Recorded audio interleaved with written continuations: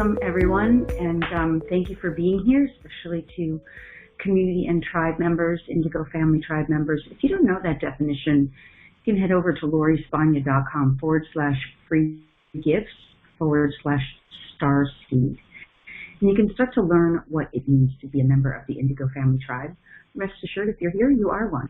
The reason I can say that is because the Indigo Family Tribe members are members of humanity who are here really, who care about consciousness and change, and who are recognizing that a massive change is underway on Earth, and we're contributing in whatever ways are best for us. And we all identify in different ways. Sometimes we call ourselves starseeds, healers, intuitives, astrologers, numerologists, lightworkers, animal communicators, wanderers, wanderlust, journeyers. It doesn't matter how we're empaths. We're highly sensitive people. We're very intuitive. We all have different and unique gifts. A lot of us, myself, I'm a DNA activator. We're channelers.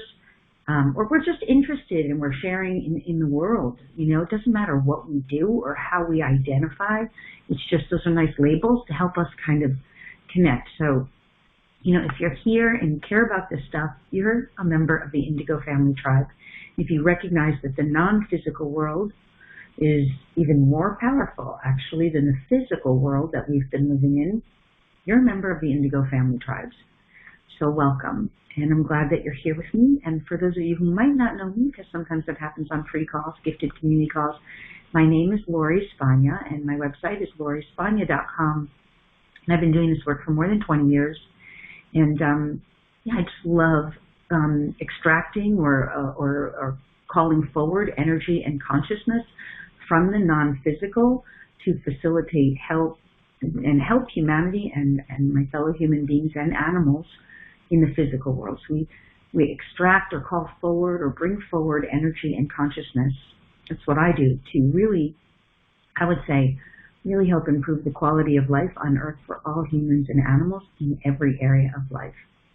And that's what I'm interested in. I love what's in the non-physical. I love bringing the unknown into the known. I love bringing what's been unknown to us into the known world. So, needless to say, we are at the very beginning of a new cycle. And so this is very exciting for Indigo Family Tribe members.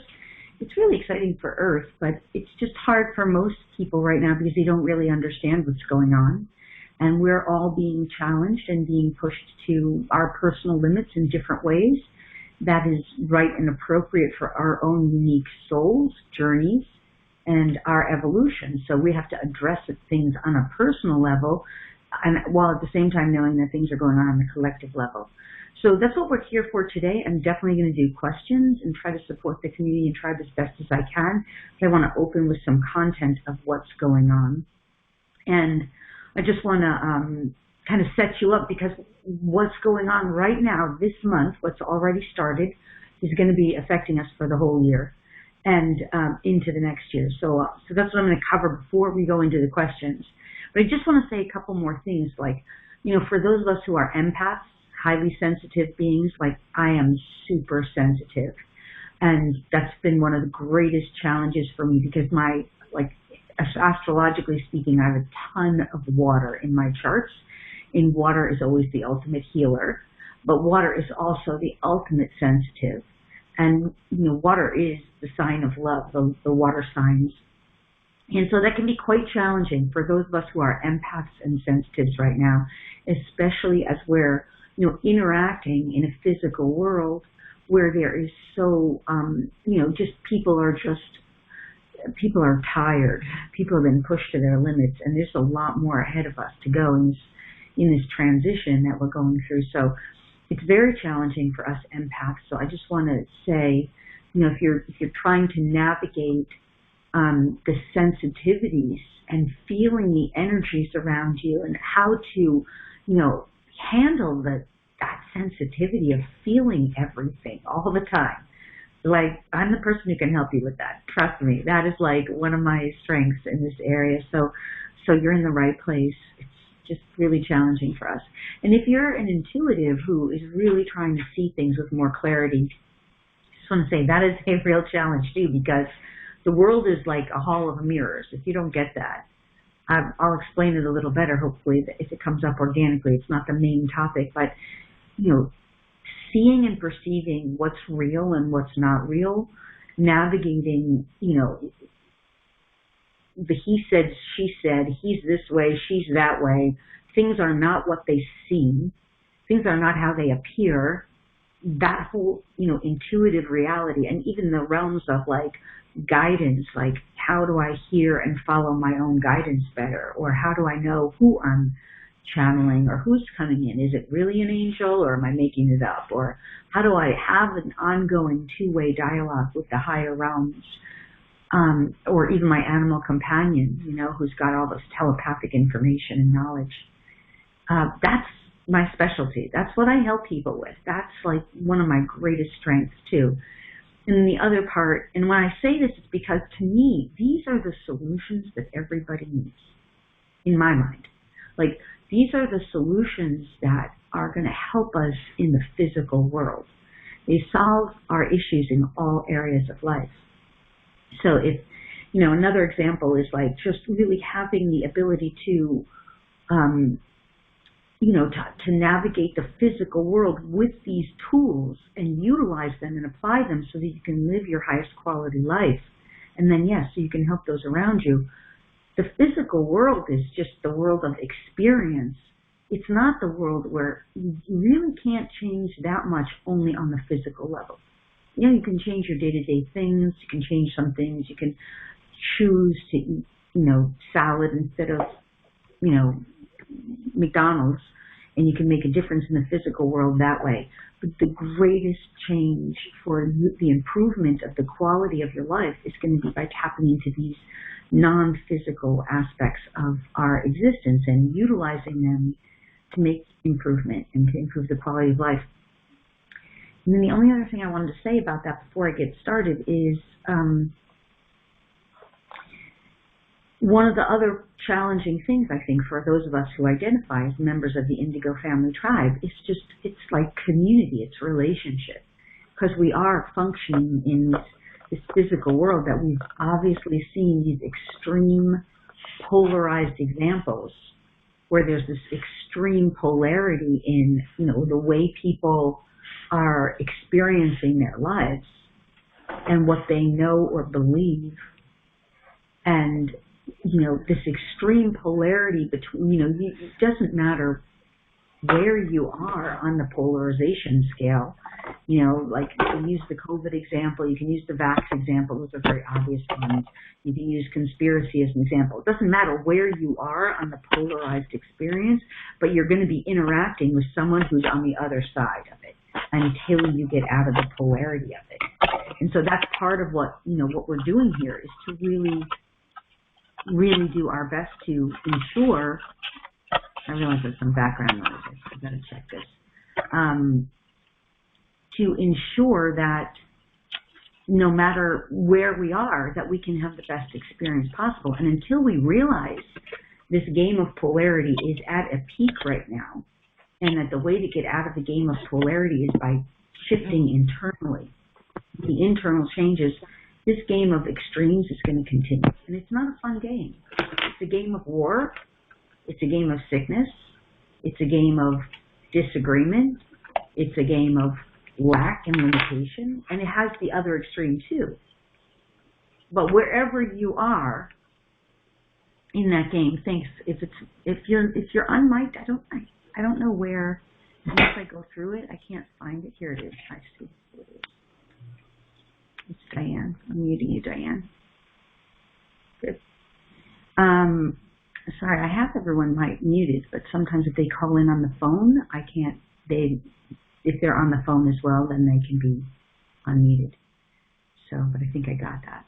All right. So, this game of polarity, it's not a fun game, and in the game of polarity, we have these extremes of, like lack and limitation and various degrees of suffering and arguments and debates. So this is part of what we're addressing today, is how to get out of this extreme game of polarity so that we can start living really much better lives, really improving the quality of our lives and the lives of others on Earth too, because really the change is coming from within us globally. So I hope that makes sense. Okay, so let's get started with some of this, what I want to bring up. First thing I want to just mention, because this call cannot be, we have to address this. We are right now in the middle of an eclipse cycle. So on April, and this eclipse cycle, which you don't have to understand astrology, but you just got to get this concept. I'm not going to spend a whole lot of time on this, but it sets the stage to understand where we're kind of as a planet going. This eclipse cycle is a brand new eclipse cycle. And this particular cycle, the first one started, demanding doggy. So he likes to be on my lap all the time. So the first one started just April 30th, which is, from the time of this call, this live event. This live call is only a week ago, which means that April 30th eclipse, she just opened the next year-long eclipse window. And that eclipse was in Taurus, the sign of Taurus, which it was a partial lunar eclipse.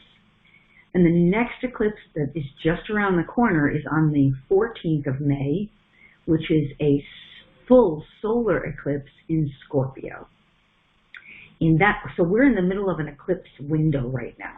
We're like in an eclipse sandwich.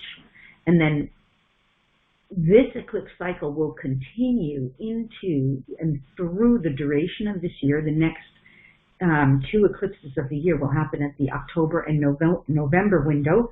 So these energies will be with us for the whole year, and then they'll start to complete as we come into the 2023 year when the next eclipse cycle begins. There's always a little overlap. So we pay attention to the planets that are global. When we're talking about personal planets, that's an entirely different thing, and I'm not here to do astrology with you, but I think the personal planets and all this stuff can be very misinterpreted, and it can change. It's very dynamic. But these global eclipse cycles and how the planets are, they're like, I always call them God's checkerboard, God's chessboard, because this is when the divine sort of uses the planetary cycles. It's God's way, and I use the word God, but source, creator, Holy Spirit, whatever you feel comfortable with. It's the divine's way of affecting change in the physical world without interfering with our free will, because free will is universal law, and even source itself won't interfere with our free will. That's a governing law here. But it will interfere by moving the planets, not interfere. It'll manage our experience, because the planets are governed by the divine in a sense. So they're also reflections of humanity's consciousness. Very important, because both are true. It's like chicken and egg game, right? So in any case, let me get into this. The Taurus eclipse that we just went through is asking us, and what's going on with Taurus is what you call a north node. So north node it's a nodal point, which is really, it's not a planet, but it's a planetary aspect that is directing the direction of our consciousness for, again, the coming year. So a north node in the sign of Taurus is asking us to begin to reevaluate, what do we value? What are our values? Now, in the sign of Taurus, it's going to have a lot to do with like the simplicity of life, enjoying the pleasant, Taurus likes peace. Taurus does not like war.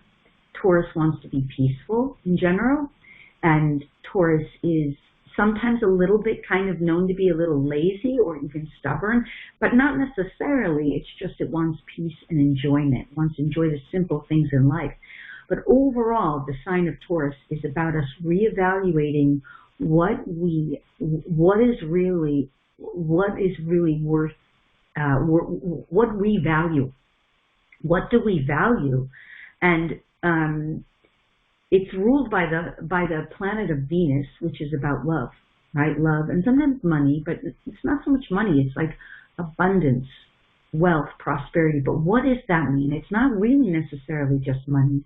It's quality of life. We are going to start to realize what it means to have a quality of life. What does it mean to value our lives and life on earth? And that includes ourselves, that we have worth and value because we exist.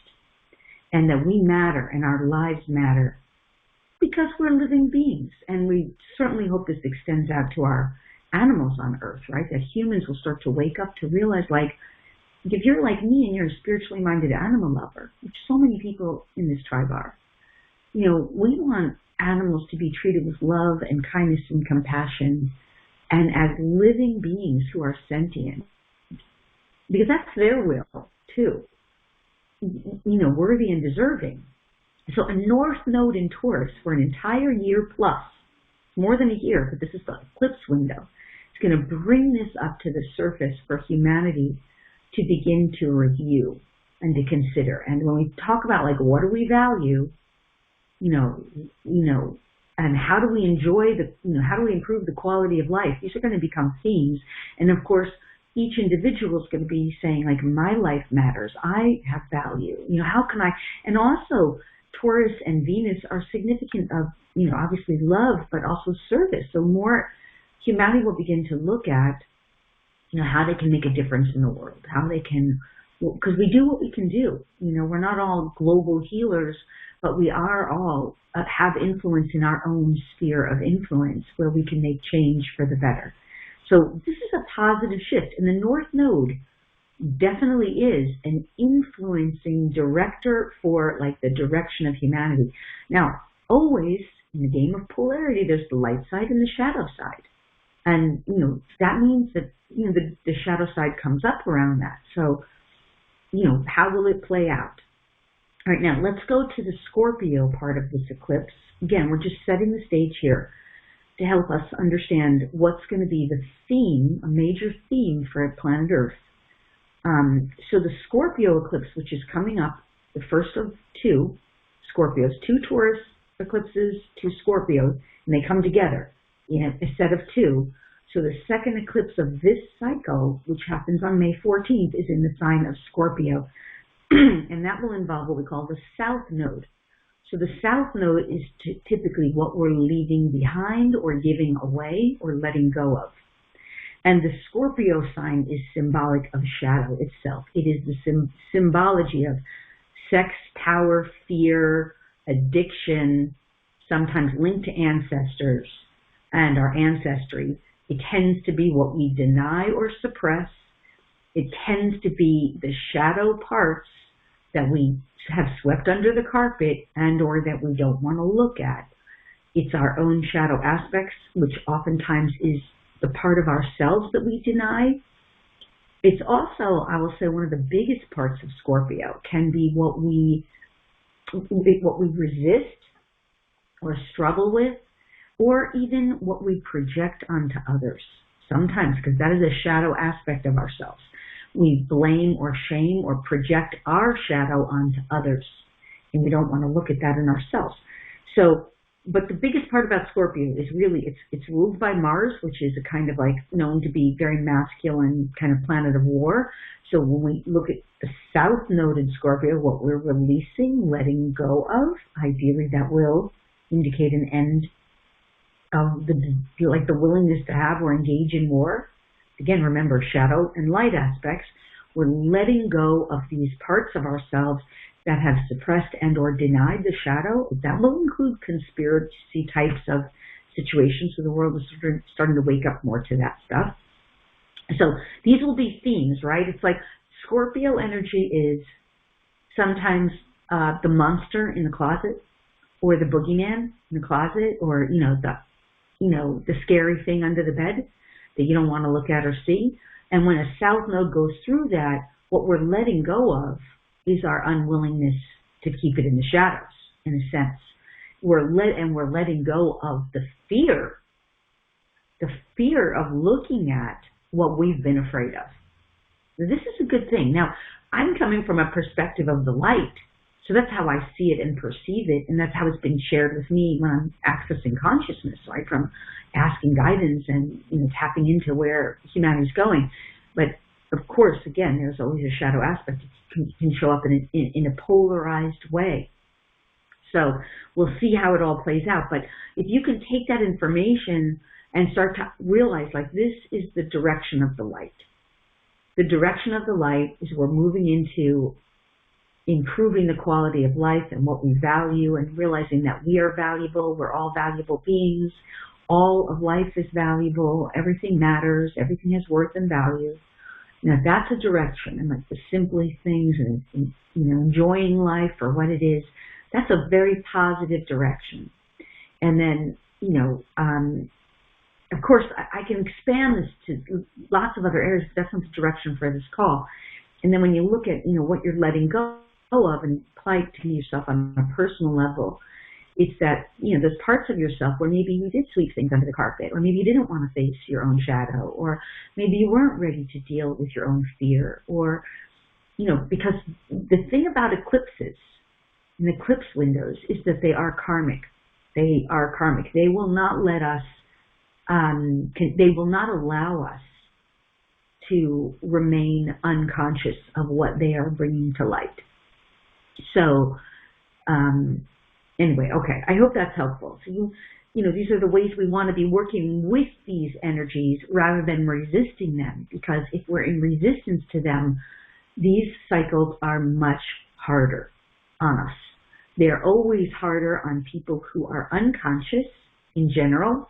I mean, if you look at I've referenced this many times in my own journey. Like, I consider myself to be, the living embodiment of what is possible for fellow humans. I really do. Like, what is possible? Do you know my story? And the example of, like, the COVID thing. Like, everybody goes into lockdown, and I get in the car and start driving across country and staying in hotels and Airbnbs and Verbos and, like, going out and living life and, like, nothing, so it's like that's the example of an example of how these extremes play out. Like, if you're in the light and you're aligned with the light, it's going to be way easier. And if you're doing the active processing of it and actively engaging, it's going to be so much more enjoyable and benevolent. Whereas if you're in the shadow part of it and you're in resistance, we're talking about things like a fear coming up. I mean, people will potentially go into extreme fear if they're in resistance to things. And then they repeat, when you've got karmic cycles, like eclipses are karmic and nodes are karmic. This is the karma of humanity we're working through here. So if someone's in resistance to something, or they block it or sweep it under the carpet and refuse to address it, it will surface again later for them in an amplified way that intensifies their circumstance so that they can see it. And when things intensify and amplify, they are more unpleasant. That's why you want to be working with this for yourself in a way that is always utilize the words for your most benevolent best, or that is good, right, and appropriate for you and for your body and your life and your living. Right? Because this way you can be actively, consciously working with it rather than it being enforced upon you by the will of the divine through the planetary aspects, right?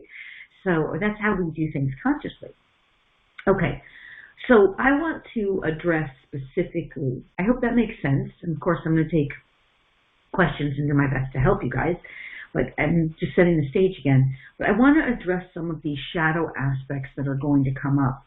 And I'm not talking about right now, I'm talking on a very personal level that we all experience. So I'm not talking about shadow aspects of the collective, like conspiracy stuff or, dark agenda or any of that. We could go there. I'm not interested in that right now. I mean, if you want to know more about that, I have 2 classes on my website, specifically an Exiting the Matrix class that's awesome. And I cover all that and I go in depth, but yeah, that's what I'm interested in, is shifting into the light. So I don't put my focus on that stuff. But these parts are parts of all of us. And I really recently became extremely aware of this when I was interacting with a former student of mine from many years ago. And, I was projecting all my light onto her and not realizing what was like under this part of my own karma, is like realizing, seeing clearly. Anyway, this is kind of what brought it to light for me, is when we realize with clarity when we're dealing with shadow aspects. So these are basic 101 things to me, I think these are very basic 101 for anyone who is on a journey of spiritual consciousness, who is choosing to align with their divinity, to awaken the divine within. Anyone who wants to improve the quality of their life, this is 101. Anyone who wants to, but what I'm about to say, I don't think is going to be so obvious to people, but it's very basic. Anyone who wants to improve your gifts, whether you want to strengthen and develop your gifts as an intuitive or as a sensitive or as a reader, you know, an animal communicator, like any gifts, as a healer, these things are 101. They have to be addressed. And they will be brought up during this Scorpio eclipse cycle over the next year. And we're, again, the next one, we haven't even come up to it, so it hasn't peaked up yet. It comes up on the 14th of May. Wounded child. Wounded child. We know we're dealing with wounded child, and that includes also wounded teenager. Whenever some part of this is going like, I want this, I need this, my way or the highway, that could be tyrant also. My way or the highway, it has to be this way. But wounded child is always a kind of a, you know what a wounded child operates like. I mean, right, a wounded child is also needs attention, needs love. How can we wake up to the realization that we are all worthy and valuable unless we finally give that wounded child in us the love and attention that the wounded child was denied from his or her own family or ancestors, right? That's Scorpio, Taurus. If you want to wake up to the value and worth that you truly are, you must somehow, say you, all of us, I mean, come to inner harmony with the aspects of our wounded child that did not get love, attention, validation, acknowledgement from usually the family lineage. So a wounded child could have temper tantrums, or could be like, pay attention to me, or could do all kinds of behaviors, right? But if we start seeing it in ourselves, like, what part of me is behaving right now if I'm having some kind of altercation or trouble? Is this a wounded child that needs attention, or needs love, or needs recognition, or validation, or acknowledgement? Those things seem very 101 to me. It's very basic, but stay with me. So beyond wounded child, we start getting into some of the other patterns, right, that have to be resolved for humanity. Victim, victimizer, and perpetrator. Now, this is really, really common. And even in the Lightworker community, it's so common. Most common in the Lightworker community is, why did God do this to me? How could God do this? If God loved me, God would never do this, right? God's the perpetrator. But in the lower realms, the perpetrator is always someone who has wronged you or who has done wrong. So perpetrator or victimizer. And we understand at the most basic fundamental, someone who steals from you or cheats on you or rapes you, or, we see this in the global stage, these sex, what was that whole Ghislaine and Jeffrey Epstein, and the whole, sex trafficking that has just barely been exposed, underground tunnels where, the most horrendous crimes have been committed. We can't even talk about, crimes against humanity, right?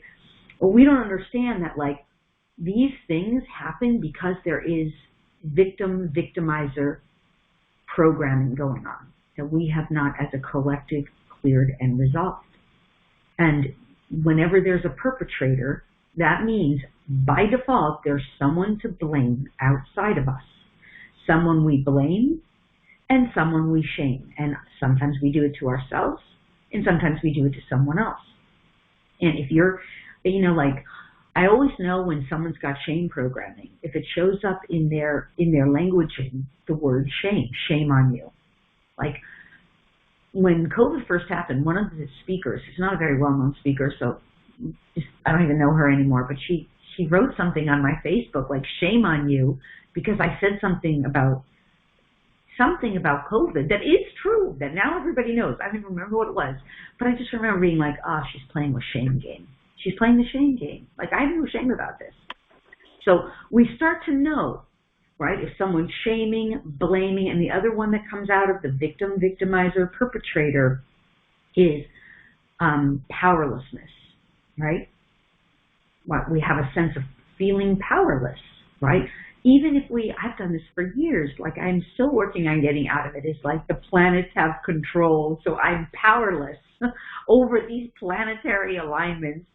Like that's a sense of powerlessness that we are dealing with that has to be resolved so that we can start really making the shift. So, where do we feel powerless? Identifying where that is, because that's part of the victim, victimizer, perpetrator game. And humanity feels incredibly powerless right now. Most of humanity is feeling so powerless regarding their government. They feel powerless regarding the big pharma commercials, which have those big pharma commercials are completely out of integrity now. They're just selling sickness. I mean, it's so obvious, right?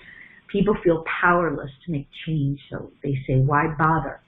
So that energy is part of that game. And I call it a game because it's a 3D game that we have to liberate ourselves from. We have to identify this within ourselves to make this change.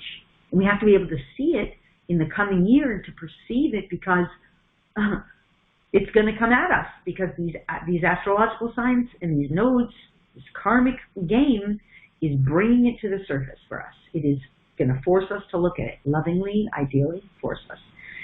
So the poor me energy, poor me, why does this always happen to me? That's part of that. And so if you're consciously aware that you have it, there's no shame or wrongness, because that is part of 3D. It's part of the old experience that we have to elevate ourselves out of. And until we can identify that in ourselves, we can't. We can't shift into 5D and beyond, because 5D is just another launching pad. Believe me, it's not the ultimate. It's just a new frequency where we're like, okay, now I'm playing in my conscious reality, and I'm going to now consciously change my reality, right? So anyway, we have to be able to identify these things, and this is stuff of the fourth dimensional realm we're talking about here, because in 3D people are operating this way. I'm going to just use an extreme example in the Me Too generation, right? The Me Too generation, in a sense, Me Too, like women, I don't even know, maybe I have this wrong, but it's where women started saying, I also was sexually assaulted, or I was also inappropriately treated, right? They're stepping out of their victimhood, so bravo, right? And they're starting to take possession of their power, but we don't know yet what they do with it, right? Or maybe I don't know. It's all individual in a sense. So my point is it's a great example of people reclaiming their power, but at the same time, the complete elimination of having been victimized, that's the stuff you start finding out when you go beyond 5D. You start realizing soul contracts, soul agreements, soul agendas, how this helped you to heal and resolve something from lifetime, your old ancestors. Again, that's Scorpio, ancestors. Maybe it happened to you in some other lifetime. Maybe you did it to someone else in some other lifetime. Maybe you had to resolve it karmically. So you see, this is what I mean. We have to come out of this sense of this powerlessness, this poor me, the victim, victimizer, the blamer, the shamer. Someone did something to me that I was or am powerless over, or I am the victim of. And we get out of the blame game, right? So all of that stuff is in the fourth dimensional realm and the fifth dimensional realm as we start to unravel that, right? But again, in 3D, they have no idea about this. They wouldn't even identify with what I'm saying. They'd probably attack me and be like, how dare you say that a rape victim somehow planned that for themselves? Or how dare you say that a rape victim doesn't deserve to be recognized as the victim? Like, I get that. I get that in 3D. So if you want to stay in 3D, that's fine. You can continue to have that. But it's not going to serve you going forward. Right? That's my point. Doesn't mean I don't have compassion for those people. I'm just saying this is how we're going to evolve. All right, now, so I want to also mention the critic. This is another theme. So we're going to move on from victim, victimizer, perpetrator into righteousness, self-righteousness, arrogance, supremacy, and the critic. And this comes into power struggles, game of power struggles. You're going to see power struggles. We already see it. So obvious, right? In 3D, great example power struggle is a war between two countries. One example. But that's an extreme example, right? And again, remember, Scorpio, governed by Mars, the planet of war. But the South Node is there, wants us to let go and release this, to move past it. By the way, I'm just going to say one other thing about these nodes. They tend to be our blind spots. They're blind spots for us. They're tough for us to see. And that's why we project it onto others very often. And that's why we sometimes think it's hard to navigate these things. Really, it's hard to see. The best thing about blind spots, in my opinion, is to have somebody who can see your blind spot for you, who comes at it from a loving approach, right? That's what I do. When people come to my retreats, I do want to mention about the retreats before we get off, but when people come to my retreats or when they do my 5-week support, Ascension support group, I don't work with people one-on-one so much anymore, but when I'm with people one-on-one, I'm very good at helping people to see that. And I mean, I prayed my whole life. I wanted someone like me and to help me see my blind spots. And I rarely can find it. Even now, I'll engage with people who are coaches. And, I do coaching things where I'll get coached by someone else who that's their specialty in some area. And because I'm so willing to go into my own shadow, and I'm like, I got to find something you can see, like if I'm missing something. And I'm always a little bit disappointed because most of them are doing it only on the mental level. And you really can't resolve these things very well on the mental level. You have to go way deeper, especially with scorpionic energy, because scorpionic is deep, deep stuff. Okay, but anyway, let's get back to the righteous indignation and self-righteousness, arrogance, supremacy. It shows up as people who put themselves on pedestals, who are condescending. When you're interacting with them, they will always sort of be condescending and highly critical. Or maybe it won't. Maybe that's not always true. They could make themselves seem like a guru.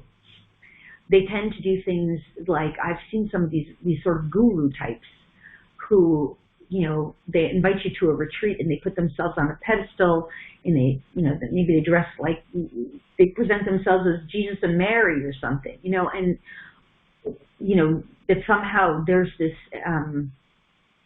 guru energy of superiority, right? Even if they're preaching all love. So you start to see this stuff. These are the imbalances that will be brought up. I'm going to put you down, sweetie, unless you want to sit still. I love you so much. So, I know when I'm engaging, if I've ever engaged with somebody who's got that self-righteousness, which the example I just gave isn't self-righteousness, but it's an example of superiority and inferiority. That theme, it's not fun to play with because, with righteousness, the energy of righteousness, just in that sort of circle of this kind of thing, it feels bad. It will feel bad. Someone will attempt to make you, to belittle you. That's that energy. And if they're trying to make themselves greater than you in some way or belittle you, that's that archetype is playing out. And so we will see that as the South Node goes. And so if you see that in your field, or if you're doing that, right, what's the call to righteousness? Is humility, of course. And by the way, all of these things are designed to help us get into better virtues, develop virtues, which I didn't get downloads on that today, but maybe for the next call I do. So in any case, the other part of this is a lot of argument and debate. So it's always very divisive energy that argues and debates and puts people into these kind of power struggles. The polarized aspect of this, of course, is I'm not good enough. I don't matter, right? which is linked into an inner child. But if you have someone who's arrogant and supreme, the other polarized part that it's trying to neutralize and get out of polarity is that aspect where maybe we don't feel like we're as good as we could be, or maybe we don't feel worthy or deserving that the Taurus is trying to bring us into, right? Because remember, these two nodes, they're working together during these eclipses. They're pulling us like a rubber band in opposite directions, but they're at the same time saying this way, not that way. It's like this push-pull kind of energy is the way these eclipses work and these nodes work. So in any case, when you have the extreme of arrogance and supremacy, you have the other extreme of worthlessness. Again, major themes of these eclipses.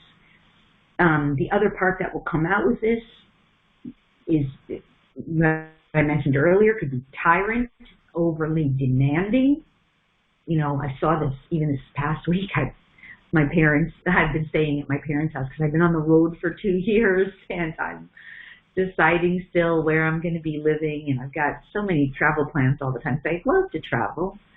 So just in the week before they left, my father, his tyrant really came out. He was like, I want your attention right now, right here, get over here right now, like very demanding. And I was like, okay, there it is. That's interesting, right? He has an inner tyrant. So, you know, there's no shame in this. It's just part of the game that we're breaking free. All right, let me come to the part on inner critic, okay? So the critic, which is sort of part of this theme, but it's its own, right? We can be critics of others. So if we're in righteousness, it's very easy to criticize another. And if we're in worthlessness, it's very easy to criticize ourselves. And then there's all like this ranges of gamut with this, the inner critic, you know. It's the voice inside that blames, judges, condemns, criticizes, overly corrects, overly directs, do this, do that, do this, do better, do it right, do it, self and or others. So that's part of the shadow aspect that Scorpio will bring out. South Node in Scorpio. So, you know, we're not meant to criticize one another. Like that old concept. I once did this event in Sarasota, Florida. It was like a cacao ceremony. And there was a woman there. I don't know that I ever knew her again or since, but she was talking about, she had this very firm belief that the critic, you know, criticize helps. And I get it. It's a 3D idea. It's a 3D concept that criticism can help. You know, criticism never feels good. That's like brainwashing to believe that. Cheerleading feels good. Coaching feels good. Pointing something out lovingly feels good. Can be really helpful. But criticism always has a negative, you know, nagging. It's the idea that criticism is helpful is an unconscious 3D belief, right? Or somewhere that we've been told that there's good criticism. Well, you know who says that? The critics. So as we shift into 5D, you start realizing that's not necessary. Because even in 5D, you start saying things more like, you know, I have an observation. Can I offer it to you? It might be helpful. As an example, we ask permission. Hey, I love you. I care about you. And I've noticed something. If you would like me to share it with you, I would love to as a sister. Who cares? You know, maybe. You say it in a much softer way, a much more loving way. It's totally different. It's not criticism at all. All right. I hope I made that sense because, you know, the inner critic is a tyrant. The critic is like a tyrant. And even sometimes, like, if I'm running or rushing to do things, I'll hear, like, do this, do that, gotta do this, gotta do that. I'm like, okay, whoever that is, you need to, that guidance is not helping me right now. Like, what part of my team is, it's starting to sound a little critical, a little too dictator.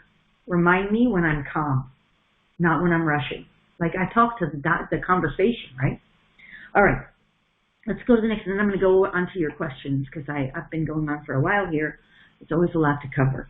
I want to say the other part that will come up is extremist. So extremists are part of a scorpionic energy. Scorpios can be very extreme. So And in the game of polarity that we are shifting out of, extremism comes up, right? And there's no doubt that you've seen this in your life and on the global stage over the past, 2 years easily. But extremism on a personal level can be addictions, extreme shopping, extreme spending, extreme frugality, even withholding. Because North Node tourists wants us to, learn how to enjoy any form of abundance. That means circulation, sharing. Taurus and North Node Taurus. But extremism could be around money. It could be around any form of abundance, but it can also be around alcohol, food, spending, one way or the other. Remember, polarity can be one way or the other. So it can be, I don't have a penny to spend, and so I'm going to, covet, hold tight to the penny that I have, without realizing that the circulation is part of the game too, equal and, the flowing. So anyway, addictions, extreme behaviors, we will likely see that in the world, extreme. And the other part of extremism, it could be workaholic too, by the way. That's been one of mine in the past, that I am seeing myself shift out of. But another one in this is self-sabotage, right? That's another shadow aspect where we self-sabotage ourselves and how we self-sabotage. And self-sabotage is, in the Lightworker community, tends to be very common, like we hold ourselves back from giving our greatest gifts. We hang out in the spiritual closet. We maybe don't take the class that will really advance our learning, or we don't go to the retreat that will really help us because we're holding back. Or in the more 3D world, self-sabotage is sometimes, biting the hand that feeds you, or, there's all kinds of ways self-sabotage shows up. And, where you lash out at self or others in some way, where you do something that is to your own detriment or harm. That's right when we're talking about self-sabotage. So again, another area to be aware of, because this is big stuff. To me, it's all 101. Like, if I start noticing these patterns in a person, which they're in, almost everybody has them, I'll start noticing it. I'm like, oh, there's the pattern that person's got, and how are they, will they step up for themselves and clear it and resolve it for themselves so they don't have to keep playing that pattern out.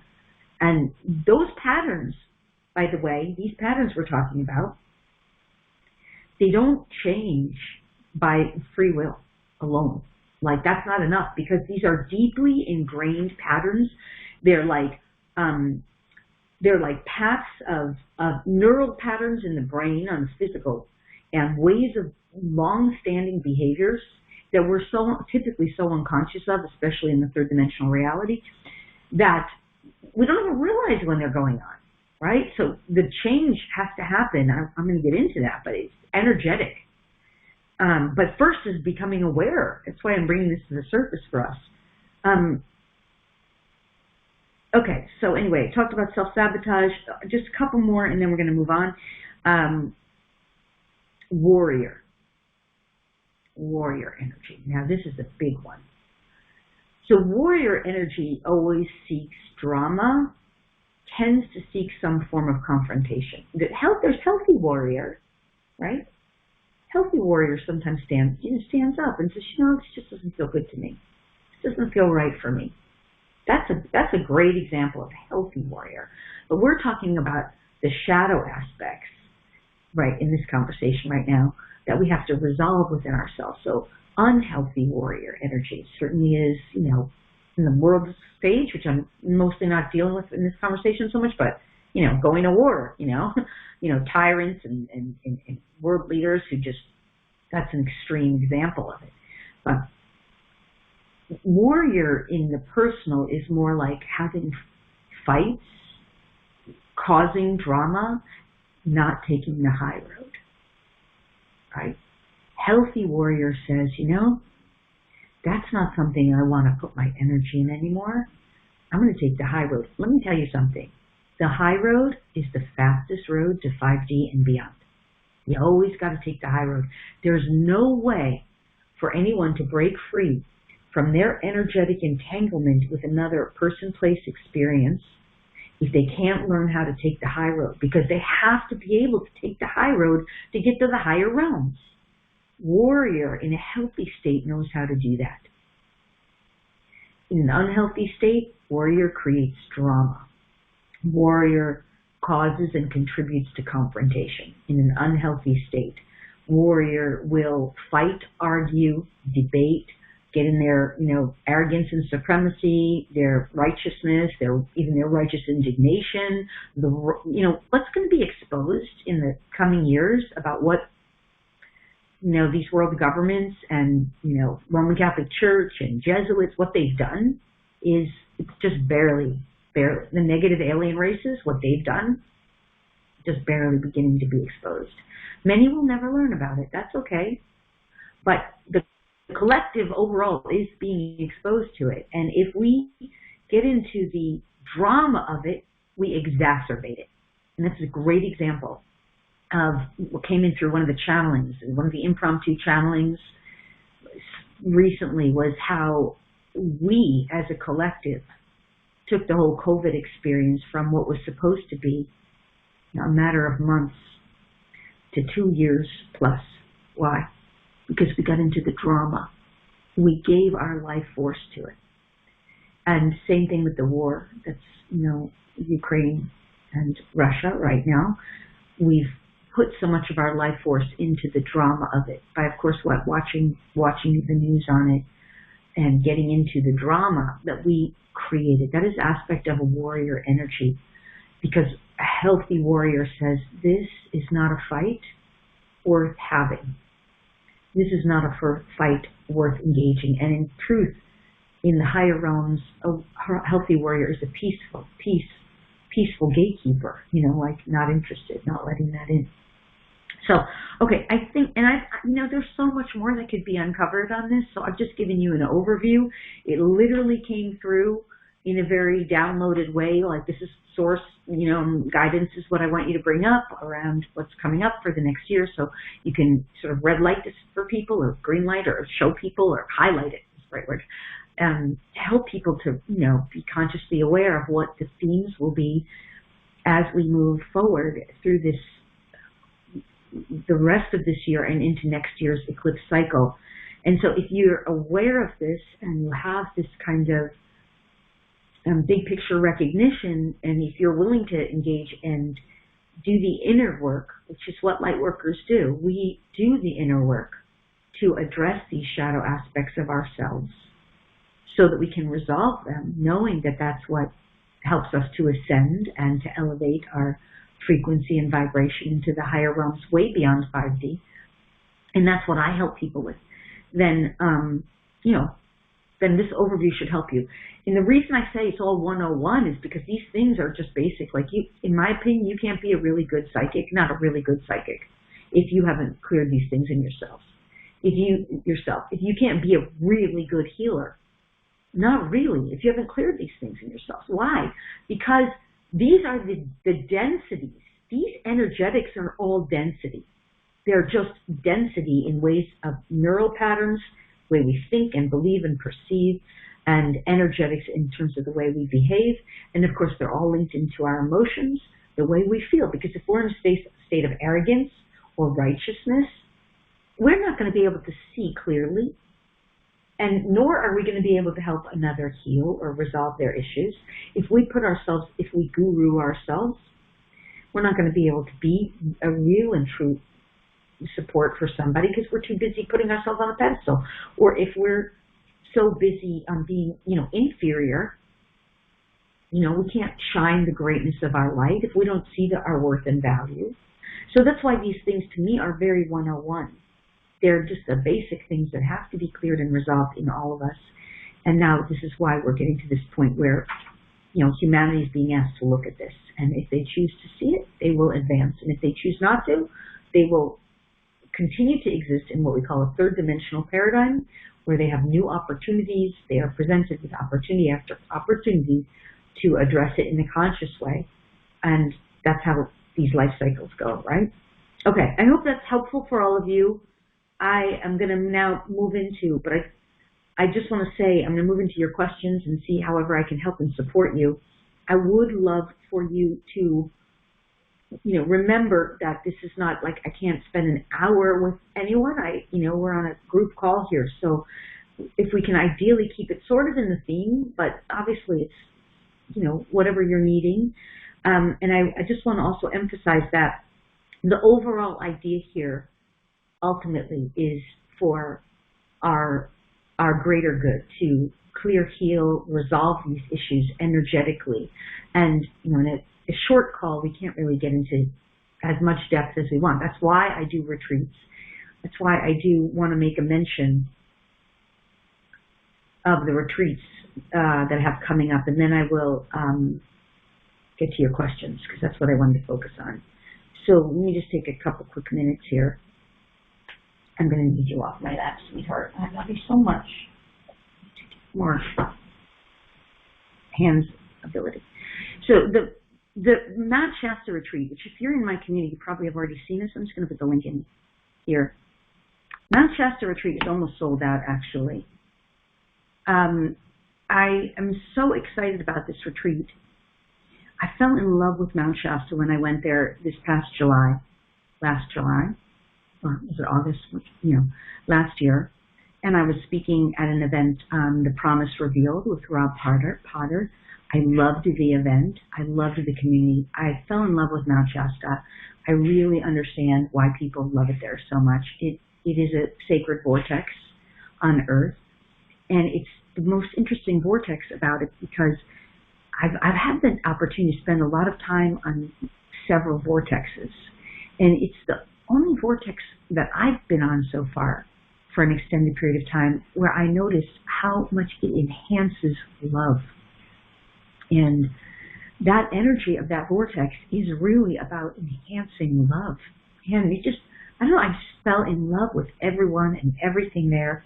I had so much fun. The nature is just phenomenal. There's just waterfalls everywhere and so many beautiful crystal-like lakes, and the nature is just so active. The trees talk to you. The nature realm is so alive and vibrant there, and the energetics are just off the charts. So I got invited to come back to Rob Potter's event this year, and I thought, I was just so excited and elated to go back because the event itself is so fabulous.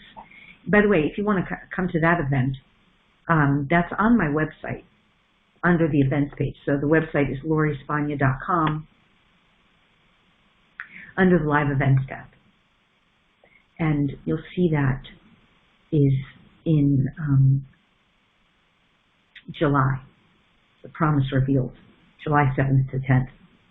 By the way, just a little heads up, I'll be in Los Angeles for Disclosure Fest with my friend Adrian. So awesome, another awesome Lightworker community, right? And to me, this is what's so important is right now is community, right? Because this is how we grow stronger. Lightworkers are growing stronger. The light is growing stronger on Earth. You might not realize that, but it is. I talk about that at a lot of the events I do, so not to get distracted. But in any case, when I got invited to come back to The Promise Revealed, I didn't even decide. It wasn't even a thought. It was like, boom, guidance working through me. And I set up this event in Mount Shasta. It's from July 14th to 19th is the primary part. And then there's an optional extension from the 19th to the 21st. And again, I'm going to put it in this panel here, in the chat room here too. So, yeah, this is the retreats. I'll just take a few moments and talk about this Mount Shasta retreat. So what I love about the retreats is that I get to work with people in a group in a very intense way, because I love to get into this depth. I like the depth. I love exposing this stuff. I love the healing and the breakthroughs we have. I love seeing people have breakthroughs, and for their animals too.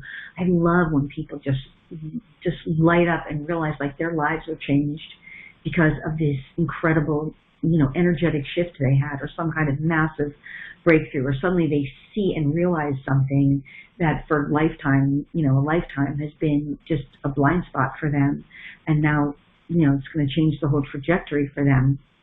And I love teaching people these tools. Really, to me, the tools are just the tools of how to operate and function in this multidimensional reality are what we need. And they're not taught in mainstream ideologies. So I get to do that on the retreats, and I just find that they're so fun on top of that, because the people, one of the things I think that I'm also really good at is setting up sacred space and creating an environment where everyone feels safe. And what's also really exciting to me this year on the Shasta retreat, I hired an assistant who has been on several of my retreats before, Vincent. So he'll be coming back, and for me, I'll be getting some of the support that I need, that I didn't have on Sedona, at the Sedona retreat. So that really will make things better too, because when I'm supported, I do an even better job of supporting the community. So I'm just so excited about it. It starts on July 14th. On July 14th, we meet in the evening, and we have a potluck, and we get to know each other, and we set up our spiritual safety group, and we get ready for our week. And then on Friday the 15th in the morning, we have like session that's kind of like this, like what we're doing here, only it's much more obviously interactive because we're all live in person together. We begin with healing, and just whatever comes up, it's always customized and tailored for the group. There's always lots of channeling. As you guys probably know about me, I channel, and I'm really basically merging with the beings in the higher realms where I am part of them. I'm one of them, whether they're ascended masters or goddesses or star family races or members of the animal kingdom, or officers of the different logi. If you're familiar with that, there's so many infinite beings, and they have so much to offer us from different energies and viewpoints and frequencies. So we do a lot of that. Anyway, then at 2 o'clock, 12 to 2, there'll be a lunch every day. Then at 2 o'clock, we have an outing. So we're going to be doing different outings at the lakes, and swimming in the lake, Castle Lake, and then the different waterfalls, and of course up on the mountain, Mount Shasta. We're going to go to Ascension Rock. It's just going to be awesome. So every day in the afternoon there'll be an outing. Then we have a break for 2 hours for dinner and some free time. And the town of Shasta is really small for anyone who's been there. So it's very community, really, and so many good, amazing, like spiritual crystal stores, and the vibe is so high. And then, of course, we have evening activities again from 7 to 10. Sometimes we go even later than that. And I can say from having done retreats now, like the Dolphin Retreat, and so many of the retreats I've done, I did the Dolphin Retreat for 3 years. I did the Sedona Retreat, which I probably will at some point maybe do again. And I've been doing Crystal Retreat in Arkansas for the last 5 years. I think 5 years, 6 years. Anyway, we have so much fun together, so much connection, and we make lifetime friendships. And of course, we continue to stay in touch. We're all still in touch, and we still get together in smaller groups. And most of the people who register for one retreat have come back for more. So even like this Shasta retreat, more than half of the people have been to other retreats of mine, either the Sedona and or the Dolphin Retreat and or the Crystal Retreat. And a few of them have been to more than one of my retreats. So that says a lot, I think. Anyway, I'll move on from here because I know you guys want to do questions, and I do too. But if you are interested in joining us, there are a few spots left still, and you can know about that retreat, the Magical, Mystical Mount Shasta Sacred Retreat, under the Live Events tab, not my website at LoriSpagna.com. I just say, like I said, it's from the 14th until the 19th, and then there's an extension till the 21st. And all of the information is on the website, but then once you register, you get a huge, you get a nice welcome kit that tells you everything, including everything about accommodations and the airports and the location for the retreat. and all the different events, and of course the whole itinerary. And then we also have a pre-event gathering, not gathering, but webinar, where we get to know each other through webinar, and everyone's questions are answered, and you get all the information. So plus there's a lot of extra gifts that come with it too, fun things that, anyway. So yeah, and if you want to just hold your spot, by the way, it's a good time to hold your spot. If you just go to that page, LoriSpagna.com, it's magical-mystical-mount-shasta-sacred-retreat. Otherwise, just go to Live Events tab under Lori Spagna, you'll see it. Magical Mystical Mount Shasta Retreat. But you can hold your spot today. It's only $6.97 to hold your spot. I mean, I just say this really funny. I was going to get a tattoo. I want a tattoo. In Florida, everybody has tattoos. So I went to go make a registration appointment to get a tattoo. And the tattoo, just to have the consultation, is $50. But the tattoo is $550 for a tattoo about this size. And it takes about an hour and a half. So it's basically a minimum of $600 for an hour. And I thought, people in Florida really value tattoos. They could charge that much. That's half the price of the retreat. That's like half the price of a whole week retreat that will transform your life forever, where you will make friends that are your friends forever, like lifetime friends, where you will heal and resolve issues that have bothered you forever. Like, I can't even believe people will pay $600 for a tattoo, which, okay, I'm not trying to criticize that. I'm just saying, like, oh my God, this retreat is worth so much. Like, this is way better than a tattoo. That's all I can say. Not to make it like that, because I want the tattoo, but you get my point. It's very affordably priced. That's my point.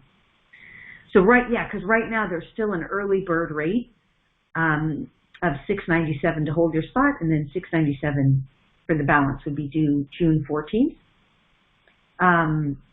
But that rate is going to go up because I'm going to put together an organized presentation on it.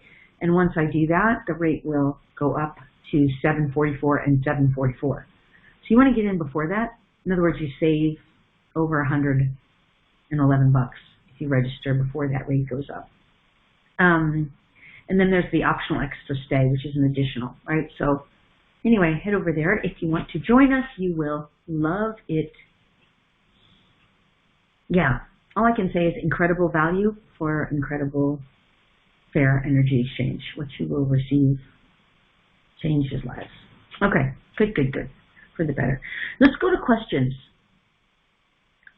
So I'm going to head first over. I just haven't checked out for a while the audio portion. I don't know what's in there. Oh, okay, good.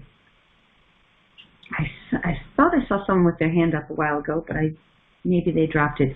So if you're on the audio portion and you want to raise your hand, if you're by phone, *2 will raise your hand. And if you're on the video portion, let's see if I can figure this out. I always kind of forget.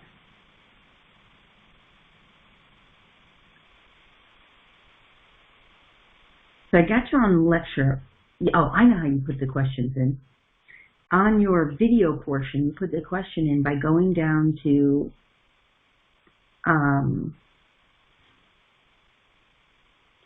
Sarah just said there's a raise hand with the reactions button. Right. See, on my screen, they don't have that. Oh, there it is. Right, they do. So thank you so much, Sarah. I always miss this. The reactions button is where the thumb is up, and you just can raise your hand. So you click on that. So I got some raised hands, and Sarah, I'm going with you first because I see yours. So did you want to raise your hand? I'm unmuting you. Let me see. There you go. Hi, Sarah. Hi, sweet Lori and everyone. How I love you all so much. Love you too, Sarah. Oh, thank you, Lori, for everything you're doing. Thank you for bringing us here today and providing such a wealth of information to help us continue to transition. Yeah, my pleasure. Thanks for your gratitude. So my question is kind of on the topic. It was kind of two different themes you brought up because everything's interwoven. About finances. And then for myself specifically, it would probably also include maybe victim, self-worth, lack of self-worth. In 2020, during what I call the galactic shift, I was thrust into my new calling, and I heard it, I felt it, I went with it, and I started investing what I had, which was not a lot, but I invested what I had into classes and workshops and just anything I could to help me transition through that moment. I definitely know this is my calling. Mm-hmm. I know I'm here for a bigger purpose. Abundance has shown up, absolutely, just not in a monetary way. In every other way, it has completely shown up in a very magical way. But as each month goes, being in the quarterly financial system that we're all programmed into, you know, the start of every month gets more and more challenging and more difficult. And I know we still have a little ways to go to ride this out. So I'm also caught in the moments, like you were saying, of just, it's a blind spot. I'm trying to go in, I'm trying to see what am I missing, what am I, you know, so it's just in a blind spot of how I can get this finances to flow. Can I ask you a question first? What is your birthday, Sarah? It's August 14th, okay. 1980. All right, so you're leading with an 8. All right, so let me say a couple things first. I also know that you are absolutely meant to do what you're doing. No question. Mm-hmm. So good for you. What I'm hearing most for you, in a way, is mindset. And what you're needing to shift largely is mindset. But it's also linked, you're right, to self-worth. Money and abundance in its various forms is linked to self-worth and self-value. And so you took this massive leap, which is like, I'm going to go, you know, make this transition. I'm going to become a healer. I'm going to get myself trained. And you invested in yourself and your life, and you're going to put that back out into the world through the service and contribution you make. But now you have to shift out from old Sarah's thinking that I don't have enough into new Sarah's thinking that everything I have invested will go out into the world and come back to me with greatness, with joy, and so that it will continue to circulate. Now, I wanted to say, first of all, Leos in general are meant to have money.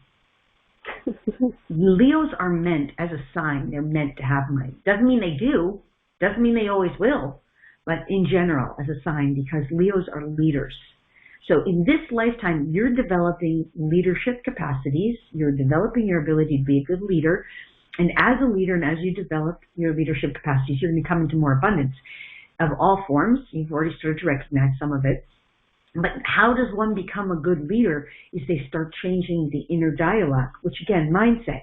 So these are all factors of like, how are you seeing or perceiving the worth and the value of what you are offering to self and others? Let me just ask too, because I'm going to actually bring in, because I have engaged with you enough that I'm going to bring in the collective between you and our higher selves, specifically, and our divine team,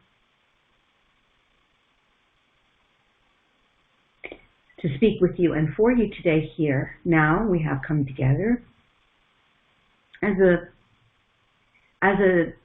we would not call the word collective, as a unified group, for we are not a collective in the sense of that word. Nonetheless, you have asked. Beloved, you are here to recognize the worth and the value that you offer through first recognizing and acknowledging how it has changed your life. One statement which was stated earlier, which we would reflect back upon to you, is the statement of becoming the living embodiment, the demonstration of your work, that it has served you so well that you know it will serve others. As you begin to focus less on the money material gain and focus more on the effectiveness, the worth, the value, the results of your work. Focus on the results, the change it has brought about in self and others. Focus more on your requirement for this money to come through so that you can continue to do your work. More will be revealed to you. Indeed, it is correct to say that there are mindset shifts. This is the language of the speaker, with whom we are at one with. There are subtle and not so subtle mindset shifts you must make. And we would offer you this. When you make a chocolate chip cookie in the oven, for example, you put the ingredients in, and you do not doubt whether or not you will get a baked chocolate chip cookie when the cooking is done. We would like for you to recognize that there is a recipe for financial prosperity. Yours is not an issue of monetary wealth so much as it is an issue of prosperity. You must be willing to allow yourself to prosper, which is to say, to reap the rewards and the benefits of your work, your good effort. And that as you begin to reap the rewards, much like a chocolate chip cookie in the oven, the rewards are the outcome. So referring back to the chocolate chip cookie recipe, there is a recipe for abundance. In your case, it is the recognition that you have put the proper ingredients in, you have mixed them together, and you are preparing them now. And you are putting them soon in an oven while you continue to work, right? It is not that you will stop when things go into the oven in this case, but you will simply prepare for the benefit to come to you, for the results of your labors, your efforts. And this is prosperity. You are not meant to remain destitute or in lack such as you have been experiencing. You have been going through your own transition, and you must begin to know that through this transitionary experience, you will prosper. You will. For just as one makes or bakes something in the oven, and the outcome result is assured, so it shall be for you. With the knowing of this, begin to shift and to allow the universe to reveal to you signs that will help you make subtle mind shifts along the way. These signs are such as what you would perceive to be indicators of wealth and abundance coming in. For example, the one who speaks often identifies signs as, in this particular arena, as flower beds of little yellow buttercups. She sees these often when she travels. She knows when she sees them there will be great abundance on their way, in the way coming in. There are other signs such as this. Allow yourself to identify signs from the universe to stimulate your excitement that something wonderful and joyful is coming in the form of some form of abundance, prosperity that will allow you to continue to prosper, and specifically in the form of monetary gain. Also, you must be willing to begin to shift your exchange, for you have been doing much in the form of trade. And when you do trade, this is still somewhat of a poverty mindset. So begin to do services more if you are not ready to charge full value. Stair-step your way into fair donation equal to or greater than XYZ amount in exchange for your services.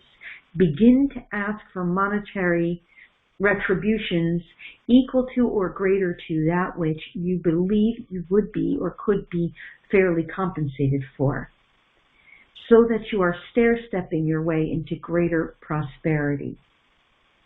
So we have offered you 3 solutions so far, the first of which is to recognize signs, the first of which is to recognize the recipe, for you have been engaging in the proper recipe. There's another piece of this part of the puzzle of the recipe which we would like to identify, but first, the second sign is in the recognition that the universe can reveal to you signs that you are on the right path and there's goodness to come.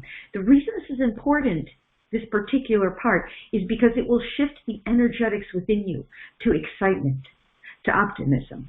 And when you do that, the universe gets very excited to match or exceed your excitement, your optimism. So begin to play with being optimistic and excited for what is ahead in forms of monetary and other form of abundant, prosperous reciprocity, because that excitement and that optimism will amplify and return to you. And the third, of course, which we said, is to begin to stair-step your way up through expecting fair energetic exchange in the form of monetary payment equal to or greater to that which you are ready to ask for in financial compensation, rather than only engaging or exclusively or mostly engaging in forms of trade, which keeps you stuck in a stratosphere of not having. So far, these 3 examples, we hope, we believe, will serve you well in moving on and becoming more prosperous. Know that this is part of your soul's agenda, for indeed it is. One other piece, which is the recipe. We will go back to the recipe, and we know this already is true about you. Nonetheless, we will say it for the benefit of all, that what you give out will come back to you in greater force. So get yourself into a practice of tithing, which is giving out 10% of the monetary you receive. You may perceive that you have not enough to do this. Most people do in the early stages, but it is a requirement for becoming abundant. Why is it a requirement? Because it is part of the recipe. What you give out will be given back to you in equal or greater force. So give to spiritual teachers and healers and parts of the universe or the physical world where you see God revealing to you itself. But wherever that is, when you give in financial ways to that, it will be returned back to you in equal or greater force, provided that you match that with the energy of excitement and optimism and other similar energies. So we're adding to recipe. That is part of the recipe for abundance. Finally, we will add one last piece to this, and then we will complete. And that is, and this will be helpful to all beings, whatever you want to have or experience, you must become that now. Play with it now. Now, you might say it would be impossible for you. You might say it would be impossible for you to have money right now. How do you be that now when you have no money? But what we are saying is to energetically become the energy in your embodiment of what it feels like to embody the self, which is a future self of Sarah, in this case, or whomever is applying this, to embody the energy and the state of consciousness and the way of being when you have more money, in this example. So in other words, what would it feel like throughout the whole body? How would you think? What thoughts would you have? Let us say, for the moment, you would like to be a person who earns, let's just say, we don't even like the word earning so much, but we are utilizing that for this moment. You are receiving in fair energy compensation, let us just say, $5,000 a month. This is a simple number, just an easy number. Even if it was $1,000 a month, it matters not. $10,000 a month, this is irrelevant. The point is, let us just say you are a person who would like to be receiving, fairly compensating for your service and contribution $5,000 a month. What would it feel like through your body to be that person? And what thoughts would you have regarding money and your own self and your own services and the recipe of what you are putting out into the world, what you are baking? What are you creating? What thoughts would you think? How would you feel? How would you move? How would your body move? How would you behave? Where would you go? What would you do? How would you spend it and circulate it How might you save some of it and apply it? What would you do? Be all of that inside of you on an ongoing and daily basis as much as you can be. Shift your thoughts. How would a person who earns or receives $5,000 per month think? How would they behave? How would she behave? How and who would she be? How would she dress? How would she wake up in the morning? How would she go to sleep at night? This recipe, this part of this, is good for everyone to apply to anything that you want in your life. And remember that that future version of you exists at a point in time and space who you are lining up with. And in your meditative states, in your own telepathic exchanges, you can exchange consciousness with that future version. Dialogue. Ask. Ask for guidance. How do you line up with that trajectory of becoming her? And inviting her into you so that you can be her now. We hope this has been helpful. We are complete for now. Whew. Thank you, lovely one. Right on as always. You are incredible, and I appreciate the motivation and the recognition just to keep me going and to continue to stay in that space of knowingness. Yeah, awesome. I would love to have you on one of our retreats sometime, Sarah. You're like so much my tribe. Oh, right. There is a future version of that out there. I love you, absolutely. And I'm gonna. Yeah. All right. Good. Okay, so I'm gonna put you back on mute, and then I'm gonna go over here to Daniel. Hi, Daniel. You're unmuted.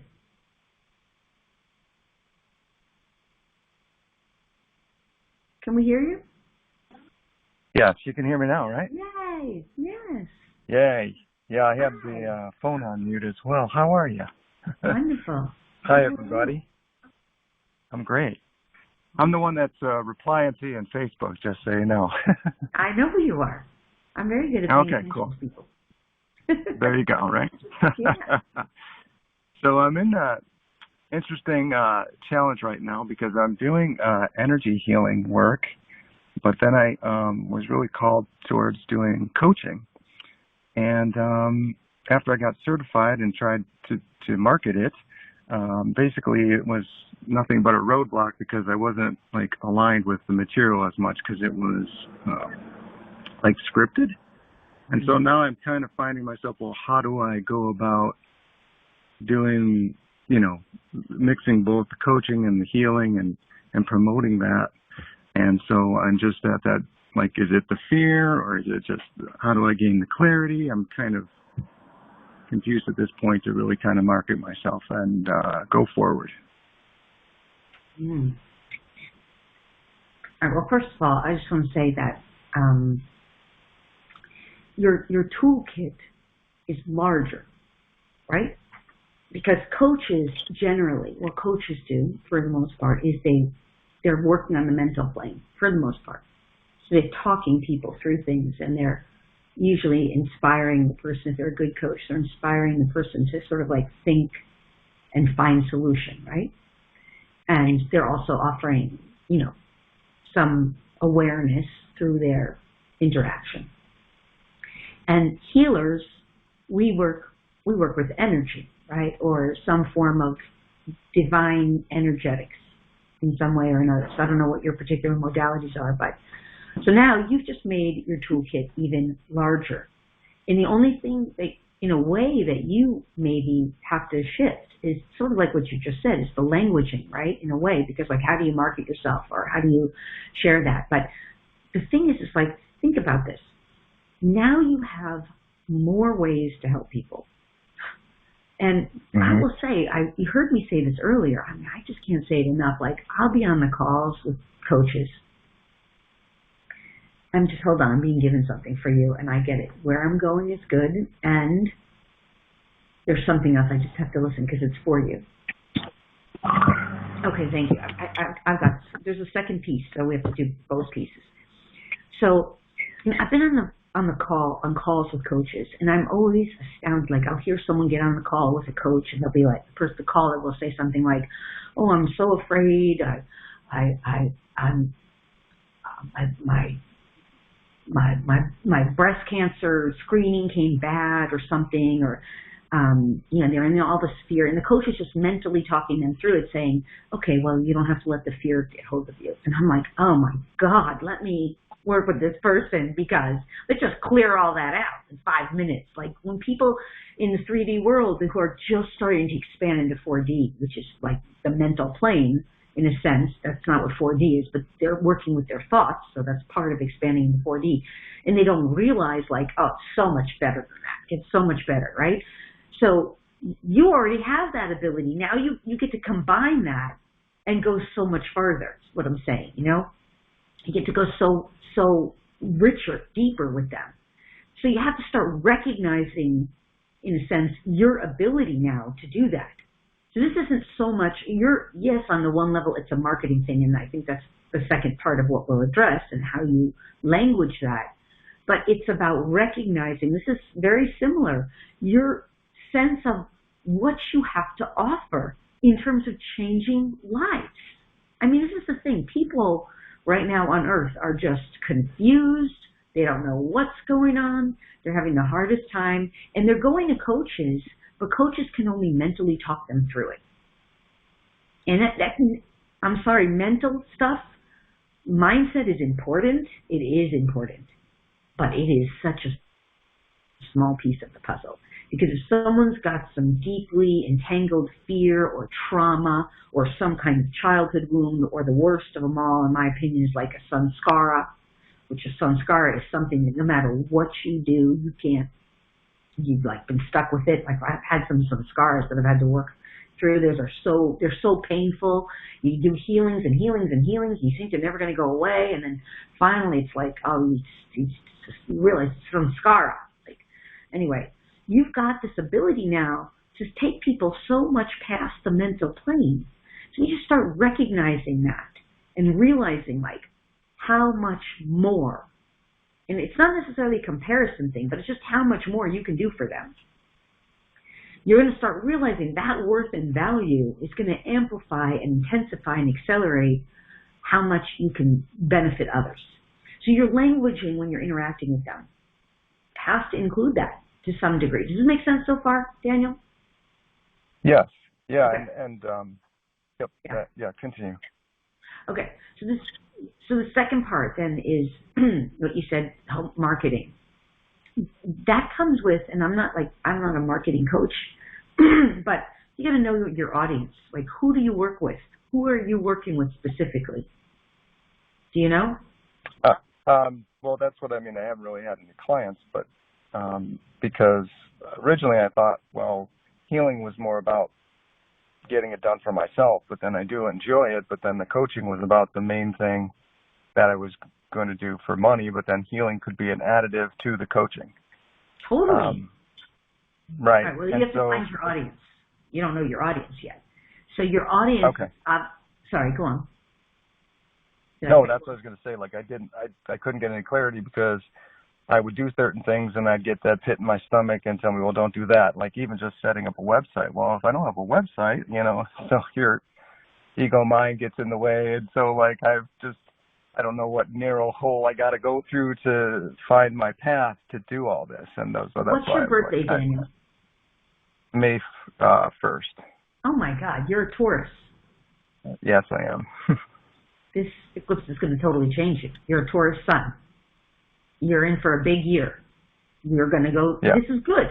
It's good. It's not only the eclipse, it's the North Node is going through Taurus, and you've got Uranus in Taurus, which is radical change. You're going to change. So the first news is celebrate it. Like, the questions you're asking are the right questions. It means you're not burying your head under the carpet. It means you're not hiding in the closet. You're doing it. So first, just celebrate that. You're where you're supposed to be. And over the course of the next year to year and a half, a lot is going to change for the better in exactly this, because this is about who you are, your sun sign, who you are and how you represent in the world. bravo, this is awesome. And how you portray yourself and how you give yourself out and how you give yourself away, that's what's going on for you.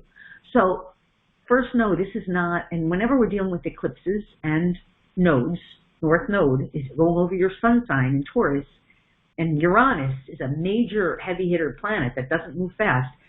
These are not overnight changes. So first, pace yourself. You're not going to figure it out in a day.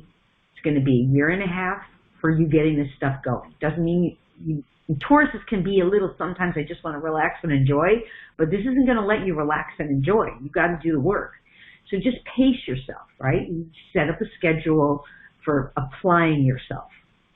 So let me just say, with that, all these different things, you're basically starting a business. Do I build a business? Do I build a website? And who do I serve? This is where you want to begin. And I am not a business coach, but I started a business, so I totally get it.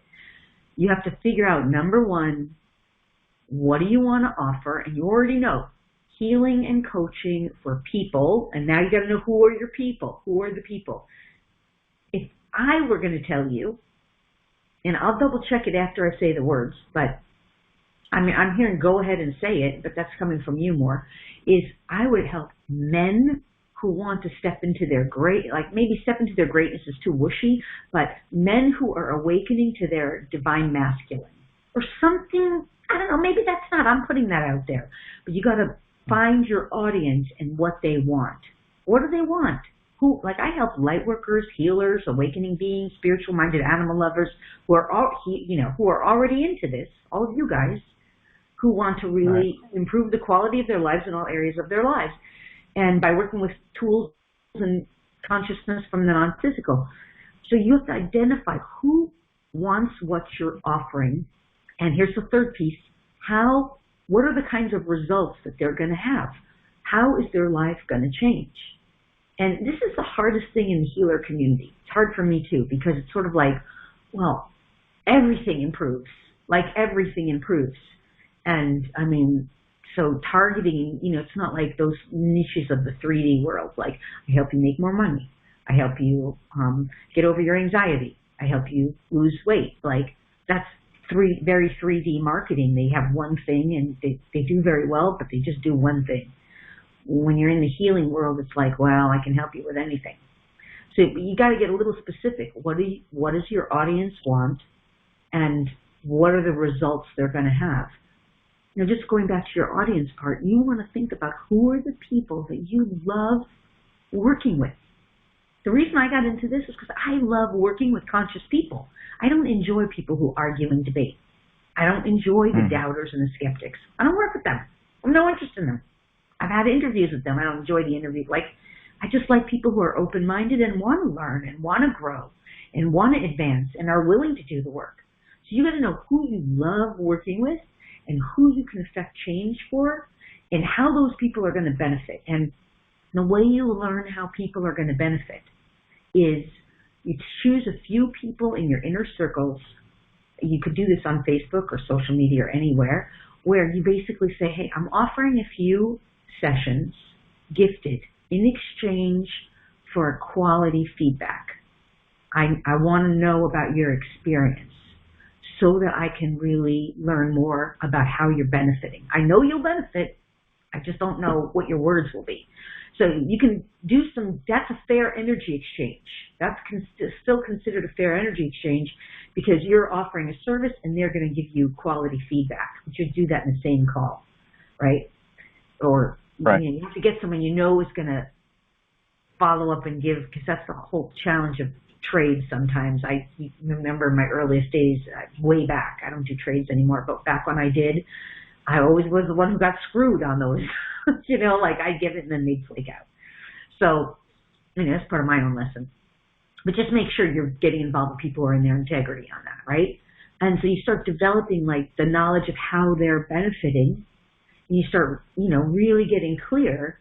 I help these people who want this to achieve this or to experience this. That's where you start. After that, you can build a website. You want to build a website? Website's so easy. You get Wix or, one of these basic services and standard website, you need basically 3 pages. Number 1 is your home page that says, here's what we are and what we do.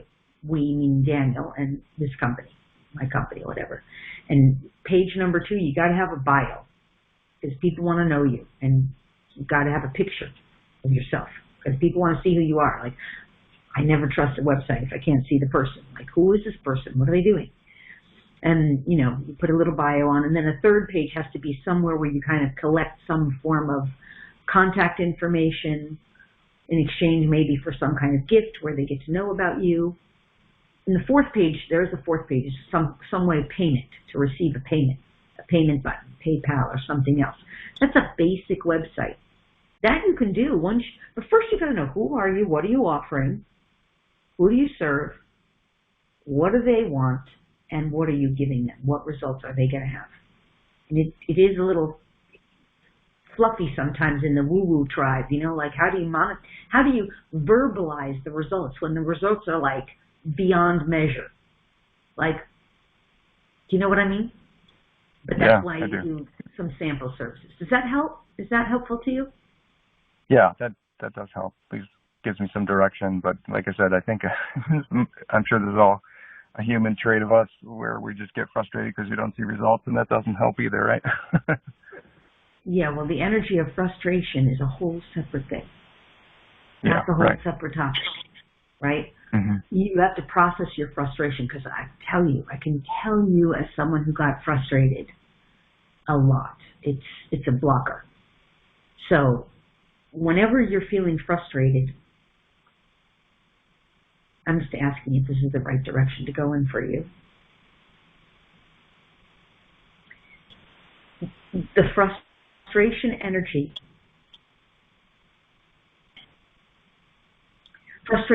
is not an energy that should be pushed through or forced. Frustration energy is an indication that the direction you're going in needs slight altering. And the energetic itself should never be allowed to build in momentum. The frustration energy should be received, this is my own team, should be received as an opportunity to slightly shift gears. Imagine going uphill in full speed. The car will lag rather than in low speed, which will allow the car to move steadily uphill without lagging and without jerking. On the contrary, imagine going downhill. In low speed, the car will lag.